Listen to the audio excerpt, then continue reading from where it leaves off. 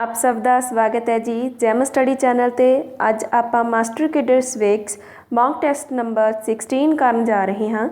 इस तो पहला 15 मॉक टेस्ट आ जिहड़े हो चुके ने, जिन्हां दी तुहानूं प्ले लिस्ट मिल जाएगी डिस्क्रिप्शन दे विचों उसका लिंक, अते नाल ही तुहानूं थ्योरी लैक्चर का लिंक भी डिस्क्रिप्शन दे विचों ही मिल जाएगा। हाँ जी, स्टार्ट करते हैं आप अज की क्लास। तो अज का क्वेश्चन नंबर है 181 तो 180 इस तो पहला हो चुके हैं। हाँ जी, 181 नंबर क्वेश्चन है फैडरल संघी शब्द है जोड़ा वो किस भाषा तो लिया गया है। नंबर 1 फ्रांसीसी, नंबर 2 लैटिन, नंबर 3 फारसी तो नंबर 4 है जी अंग्रेजी।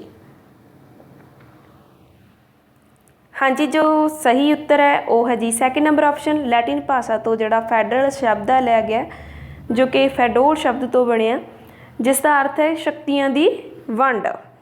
182 नंबर क्वेश्चन है जी जो वो है भारतीय संविधान रूप विच संगात्मक है पर भावना दे विच की है अकात्मक। एक कथन किसने किया सी। Number 1 doctor K C. Wheare, number 2 Shri Durgadas Basu, number 3 professor D.N. Banerjee ते नंबर 4 इन्हां विचों कोई नहीं। हाँ जी, जो सही उत्तर है वह है जी number 3 option professor D.N. Banerjee ने कहा कि भारतीय संविधान रूप विच संगात्मक आ पर भावना दे विच की आ एकात्मक आ। नंबर 183 जोड़ा क्वेश्चन है वह है जी किहड़ा काल कमजोर केंद्र कमजोर राज्यां वाले संघ का चित्र प्रस्तुत करता है। नंबर 1 1967 तो 1969, नंबर 2 1967 तो 1971 तो नंबर 3 1967 तो 1984 तो नंबर 4 1967 तो 1972। हाँ जी, जो सही उत्तर है वह है जी सैकेंड नंबर ऑप्शन 1967 तो 1971 के जोड़ा काल उसनूं कमजोर केंद्र कमजोर राज्यां वाला संघ का चित्र प्रस्तुत करने के रूप में जानिया जाता है। 184 नंबर क्वेश्चन है जी किस काल नूं अकात्मक संघवाद का काल कहा जाता है। नंबर 1 1971 तो 1977 तक के समय नूं, नंबर 2 1967 तो 1971, नंबर 3 1971 तो 1984 तो नंबर 4 1972 तो 1975। हाँ जी, जो सही उत्तर रहेगा वह है जी नंबर 1 ऑप्शन 1971 तो 1977 के जोड़ा काल उसनूं अकात्मक संघवाद का जोड़ा काल कहा जाता है। 185 नंबर क्वेश्चन रहेगा जी सिक्किम नूं भारत के पूर्ण राज का दर्जा सी जोड़ा किस संविधानिक सोध अधिनियम के द्वारा प्रदान किया गया सी। नंबर 1 37वीं, नंबर 2 35वीं तो नंबर 3 52वीं तो नंबर 4 36वीं।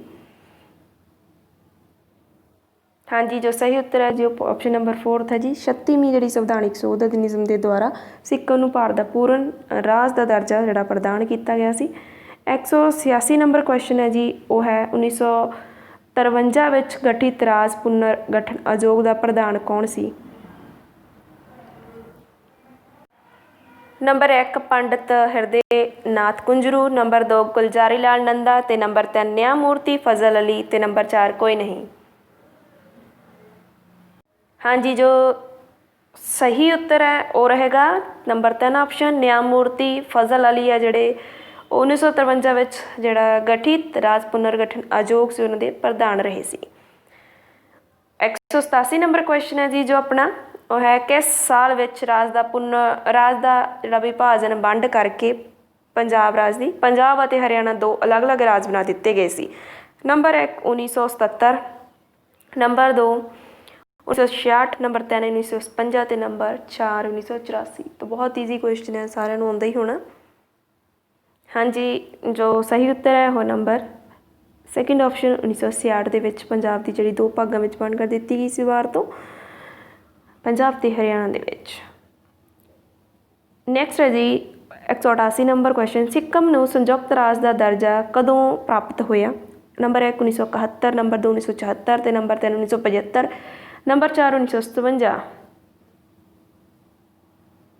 हाँ जी, जो क्वेश्चन का आंसर है थर्ड नंबर ऑप्शन है जी 1975 ਦੇ ਵਿੱਚ इस संयुक्त राज का दर्जा दिता गया सिक्किम नूं।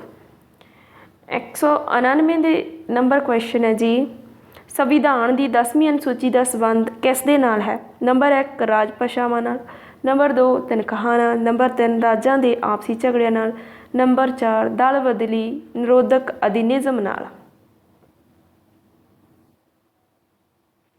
ਹਾਂਜੀ, ਜੋ ਸਹੀ ਉੱਤਰ ਹੈ ਉਹ ਰਹੇਗਾ ਆਪਸ਼ਨ ਨੰਬਰ 4, ਦਲ ਬਦਲੀ ਨਿਰੋਧਕ ਅਧਿਨਿਯਮ ਨਾਲ ਸੰਬੰਧਿਤ ਹੈ ਸੰਵਿਧਾਨ ਦੀ 10ਵੀਂ ਅਨੁਸੂਚੀ। ਅੱਜ ਦਾ ਜੀ ਜੋ ਲਾਸਟ ਕੁਐਸਚਨ 190 ਨੰਬਰ ਕੁਐਸਚਨ ਹੈ ਉਹ ਰਹੇਗਾ, ਭਾਰਤੀ ਸੰਘਵਾਦ ਨੂੰ ਕਿਹੜਾ ਸੰਘਵਾਦ ਕਿਹਾ ਜਾਂਦਾ ਹੈ? ਨੰਬਰ 1 ਇਕਾਤਮਕ ਸੰਘਵਾਦ, ਨੰਬਰ 2 ਸਹਿਕਾਰੀ ਸੰਘਵਾਦ, ਨੰਬਰ 3 ਸੌਦੇਬਾਜ਼ੀ ਸੰਘਵਾਦ ਅਤੇ ਨੰਬਰ 4 ਕੋਈ ਨਹੀਂ। ਹਾਂਜੀ, ਜੋ ਸਹੀ ਉੱਤਰ ਰਹੇਗਾ ਉਹ ਰਹੇਗਾ ਜੀ ਸੈਕਿੰਡ ਨੰਬਰ ਆਪਸ਼ਨ ਸਹਿਕਾਰੀ ਸੰਘਵਾਦ, ਕਿਉਂਕਿ ਭਾਰਤ ਦੇ ਵਿੱਚ ਰਾਜਾਂ ਨਾਲੋਂ ਕੇਂਦਰਾਂ ਨੂੰ ਜ਼ਿਆਦਾ ਸ਼ਕਤੀਆਂ ਦਿੱਤੀਆਂ ਗਈਆਂ, ਤਾਂ ਕਰਕੇ ਇਸ ਨੂੰ ਸਹਿਕਾਰੀ ਸੰਘਵਾਦ ਦਾ ਨਾਮ ਵਜੋਂ ਵੀ ਜਾਣਿਆ ਜਾਂਦਾ ਹੈ। ਇਸ ਦੇ ਨਾਲ ਹੀ ਆਪਣੀ ਜਿਹੜੀ ਅੱਜ ਦੀ ਕਲਾਸ ਉਹ ਇੱਥੇ ਹੀ ਸਮਾਪਤ ਹੁੰਦੀ ਹੈ। ਮਿਲਦੇ ਹਾਂ ਜੀ ਨੈਕਸਟ ਕਲਾਸ ਦੇ ਵਿੱਚ। ਪਲੀਜ਼ ਅਗਰ ਤੁਹਾਨੂੰ ਜਿਹੜੀਆਂ ਵੀਡੀਓਜ਼ ਪਸੰਦ ਆ ਰਹੀਆਂ ਨੇ ਜਾਂ ਤੁਹਾਡੇ ਲਈ ਨੌਲੇਜਫੁਲ ਨੇ ਤਾਂ ਆਪਣੇ ਫਰੈਂਡਸ ਰਿਲੇਟਿਵਸ ਦੇ ਨਾਲ ਜ਼ਰੂਰ ਸ਼ੇਅਰ ਕਰਿਆ ਕਰੋ ਅਤੇ ਚੈਨਲ ਨੂੰ ਸਬਸਕ੍ਰਾਈਬ ਕਰਨਾ ਨਾ ਭੁੱਲਣਾ। ਧੰਨਵਾਦ ਜੀ।